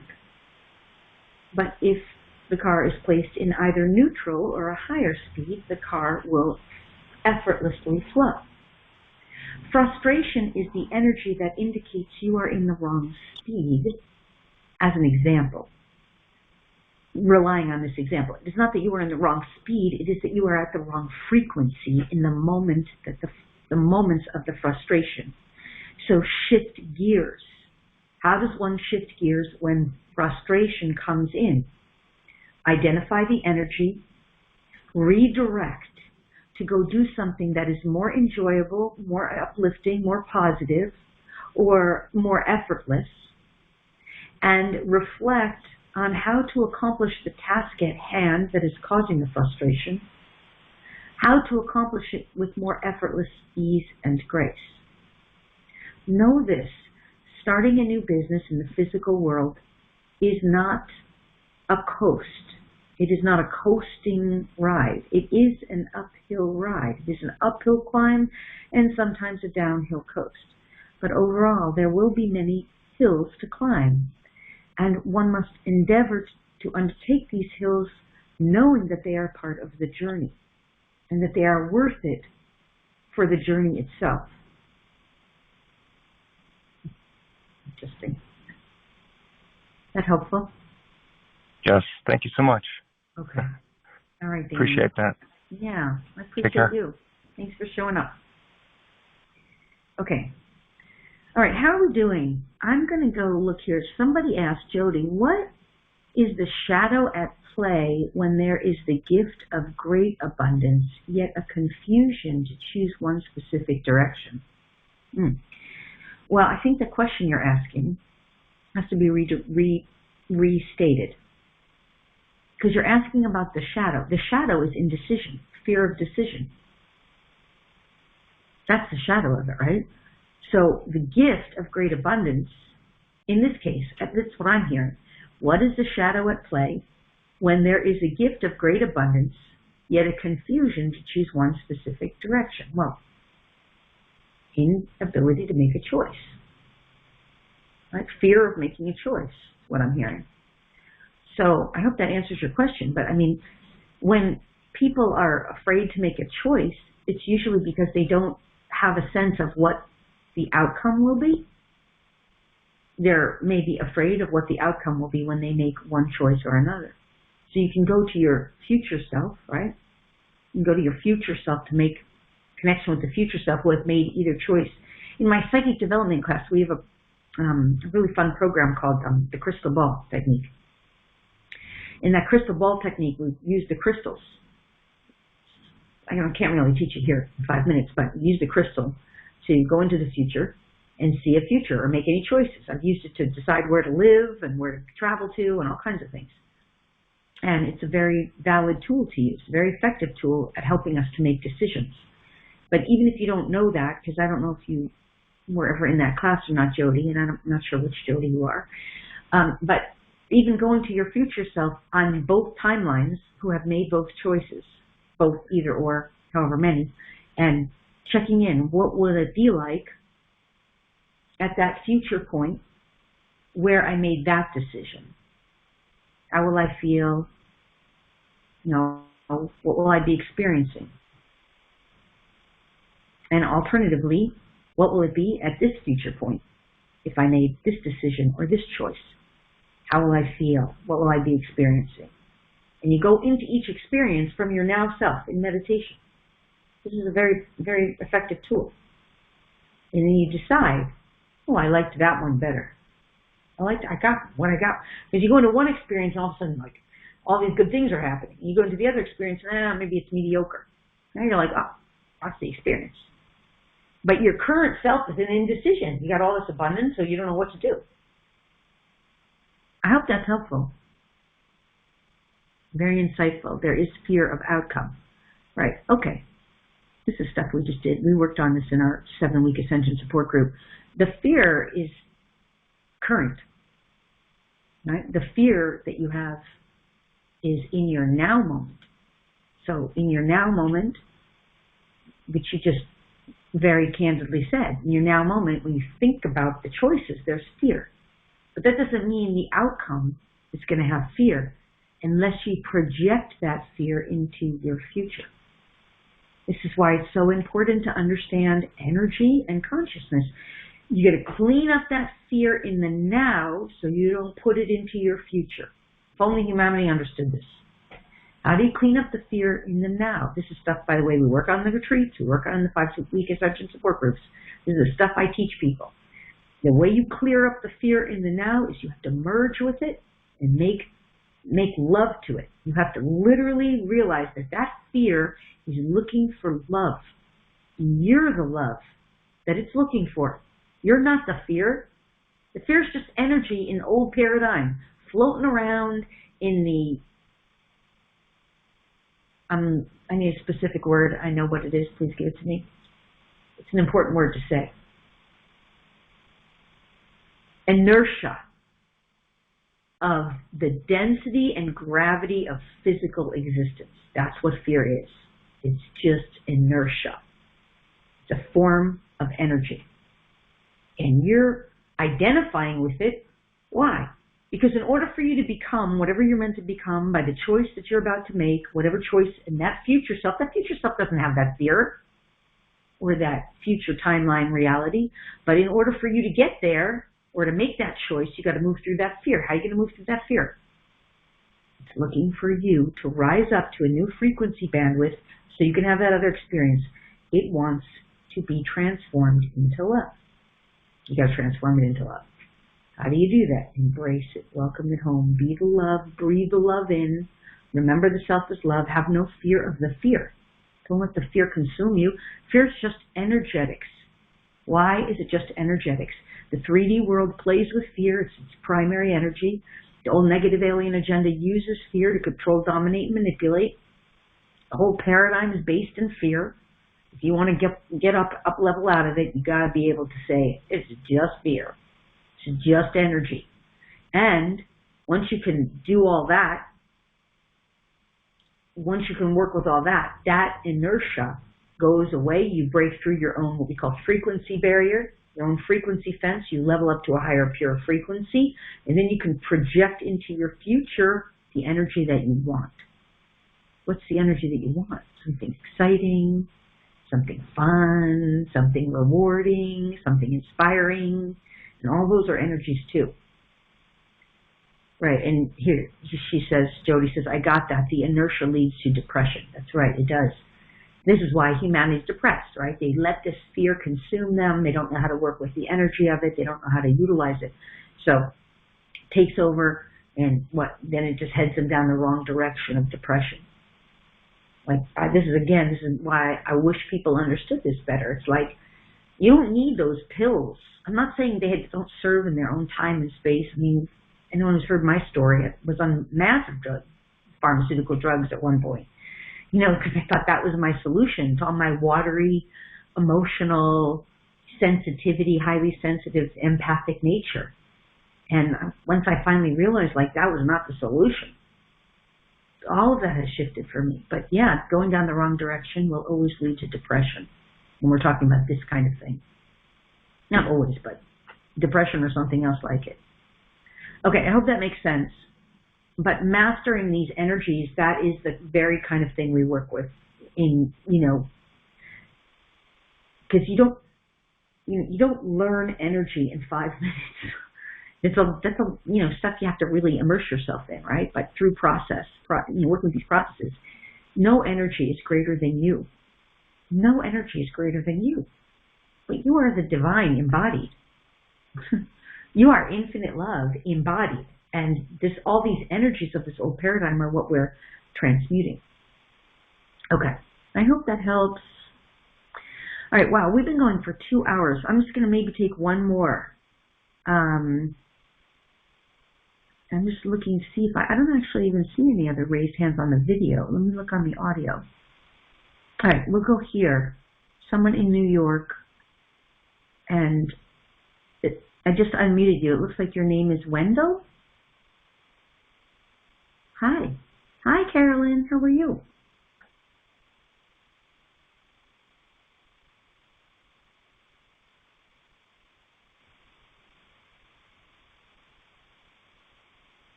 Hmm.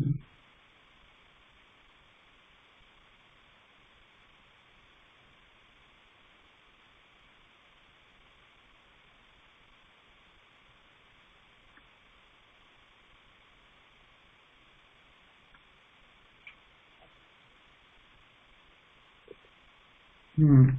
Mm-hmm.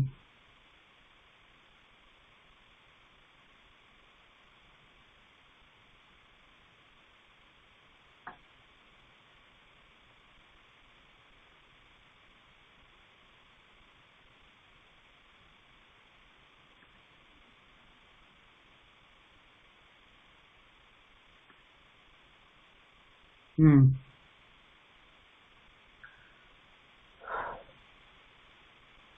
Yeah. All right, good. So thank you for your question. I don't know if the people on the video can hear you or not, because, I just realized I've got two different platforms running, so I'm just going to repeat, just briefly what I heard from you was that Carolyn is asking, yeah, they said they can't hear you. So I'll just repeat the question because like I said, I have two platforms, like an audio only and a video. And so Carolyn's asking about her journey. She's wondering what's right and next and appropriate for her, especially as it regards to she knows she's contributing, she knows she's making a difference, but sometimes she feels, and Carolyn, you can correct me if I say this wrong, but I heard that you were feeling a little overwhelmed with everything you're taking in, and at the same time, really trying your best to take in as much as you can. Did I hear that correctly? And use her gifts. Yeah. Okay, good. So, and she wants to use her gifts, and she doesn't want to feel stuck. So let me say first, one of the first things I was hearing for you as you were speaking, Carolyn, was in terms of guidance, and we all have to learn this. Like, this is really important. Take time. And you said it yourself. Take time. What does it mean to take time? It means and this, by the way, we're about to go into a Mercury retrograde. I didn't even mention that because it's only it's basically about 5 or 6 weeks. But retrogrades are great times to take time. What does it mean to take time? You decide for a day or a weekend, as long as you can, give yourself that you're just going to turn off everything. No TV, no radio, no phone, and you're going to take time for you, and you're just going to listen to your own self. Not even trying to connect with the higher realms, although you can if that comes easily, but just, what do I feel like doing right now? Right now, to feel good and happy. Oh, I think I'll just go for a little walk. Okay, go for a walk. Then you're on the walk and you're like, I think I'd like to go take a bath. Okay, I think I'd like some mineral salts in the bath. Well, I think I'd like some oils. Okay, do that. And then you're in the bathroom like, I'd like to make a brownie for myself. I mean, I'm not an advocate of eating unhealthy, but just whatever. You just indulge in loving you, doing whatever feels good and right for you. And it's the period of time when there's no interference, no phones, no to-do list, no nothing. And you just follow that. This is how you regain your energy, by the way. There was periods of time in my life where I leaked out so much energy and I was not replenishing my own. And I had to do this literally as a survival tool because I just couldn't give anything else. But those are the ways you take those moments in the stillness. One moment you're going for a walk, the next moment you're, going for a swim or a bath or a shower, or, the next moment you're just putting some music on and dancing. Whatever feels good to you that does not require any external stimulation other than it feels good, like dancing or some music. Or, you could listen to your favorite audiobook, but don't listen to something that you have to listen to or that you have to take in. You know what I mean? It's all based on your enjoyment. Now, that's what I'm hearing for you right now, because when we do that, we replenish our strength and our ability, and we also, at the same time, we're reconnecting with the love that is us and our own neutrality. It's not the energy of divine neutrality, but it does start to restore us into a place of neutrality. It starts to restore us into our divine alignment. So that's the first thing. And the other thing I'll say to you, Carolyn, is that, I don't know if you can hear this, but there's a railroad train, like a car going by. It's really loud. I live, can you hear that? Oh, good. Okay. The other thing that was coming through for you about the blocks and the being of service, people, in some ways we are blocked. The truth is we're never really blocked, because the truth is that we are the divine, right? We are the divine and we're not blocked from it. But the human reality, we do have experiences of being blocked. And we have experiences of being in separation, and we put certain blocks in because, why? Because part of this whole ascension process, part of it is that as we remove or resolve these issues that we were talking about at the early part of our call, and as we come into more alignment and unity with the higher virtuous energies, the virtuous behaviors, the virtuous ways of thinking, feeling, and behaving, and sharing, giving, we develop and we expand our light, and our gifts get greater and our lives improve. So in that sense, we are blocked along the way, right, by our own what we call energetic frequencies or vibrational interferences, densities, etc., inertia. So part of getting into unity with that peace place helps us to navigate and realize, there's been a block here. That's the other thing that energy work is good for. So I don't know if you're a healer, you mentioned you work in a restaurant, but if you're a healer or if you work with energy, but energy moves blocks in accelerated ways, very fast. So that's why I love using energy healing. So go listen to a sound crystal bath, singing bath. We do that on all my retreats. Go get some energy healing. Go to a Reiki circle. Go to meditation circles. Like, immerse yourself in those, because why? That's one of the reasons I do the retreats. They're immersions.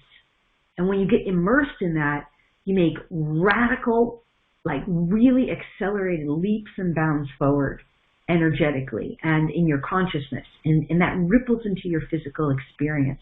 It improves the quality of life.